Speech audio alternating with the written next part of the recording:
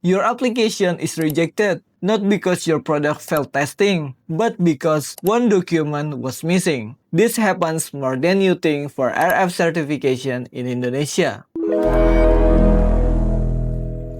Getting DJID certification in Indonesia start with one thing: your documents. The right documents in the right format for the right pathway. Get any of those wrong and your application comes straight back to you. In this video, we walk through every document required for RF certification in Indonesia, pathway by pathway. RF certification in Indonesia has three application pathway. The first is local testing, the second is document evaluation or paperwork, the last is document evaluation based RF modules report or partial paperwork. Each pathway has its own document requirements. Local testing is the pathway that requires your product to be tested in DJID accredited laboratory in Indonesia. Document evaluation or paperwork is the pathway for you who already have test report from DJID registered international laboratory. Document evaluation based RF modules report is the pathway similar to paperwork, but especially for product whose RF result don't fully meet DJID standard. Choose the right pathway first, everything else follow from there. Local testing is the most thorough pathway. Up to 5 tests may be required: radio frequency, electromagnetic compatibility, electrical safety, laser safety, and specific absorption rate. Which test apply depends on your product type. Just for your information, by 2027, local testing for Indonesian type approval is expected to become mandatory. Before testing begins, you'll need to prepare testing SOP and software, RF modulation type, antenna gain value in dBi, and 2 sets physical samples. Once testing done, this document will complete your application. Product specification and model name, product photos, all relevant test reports, PM5 application form, MOU or distributor agreement between the brand owner and a local representative signed by both parties, local representative information, and a declaration of conformity signed by applicant. One important tip: consider pre-testing before going to official lab. It catches failures early before they cost you time and money. At the Multi, pre-testing is a part of our standard process before the sample goes to the official lab. Already have international test report, this pathway skips local testing entirely.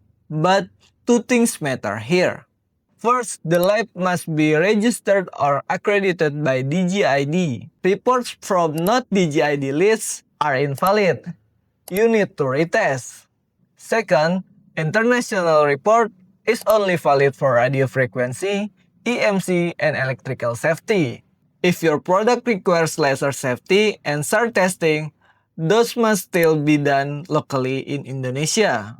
The documents required for paperwork are product specification with the model name, product photos, RF, EMC, and electrical safety test reports from a DJID registered lab, letter of authorization from the report owner to your local representative, PM5 application form, declaration of conformity, MOU or distributor agreement, and local representative information.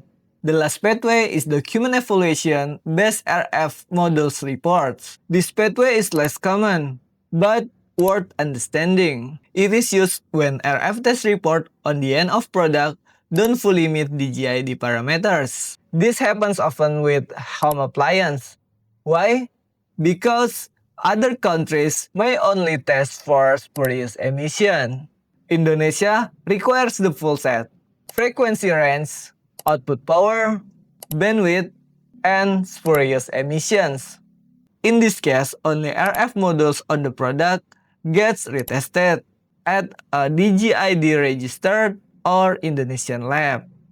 For this pathway, documents needed are RF module test report, EMC test report, electrical safety, laser safety and SAR report if required, test report summary, power of attorney from the module report owner to the manufacturer, block diagram and circuit diagram, photos of the model and final product, product specification, statement letter from the manufacturer, PM5 application form, declaration of conformity, MOU or distributor agreement, brand ownership certificate if applicable, and certification applicant information.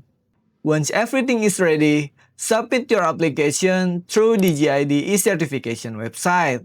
DGID will evaluate your document within 24 hours, but it depends on the QE of the application. Application approved, you receive certification payment invoice, and the certificate is issued. But if document not approved, documents are returned for revision. Fix what missing, resubmit, and the process continues. It sounds simple, but incorrect document or the wrong choice of pathway will delay everything. That's where Dimulti comes in. Since 2008, we have guided manufacturer through exactly this process. From choosing the right pathway to pre-testing, document preparation, and submission. We make sure your application goes through the first time. That's everything that you need to know about documents requirements for RF certification in Indonesia. If you want to know everything about RF certification in the world, subscribe. I will see you in the next video.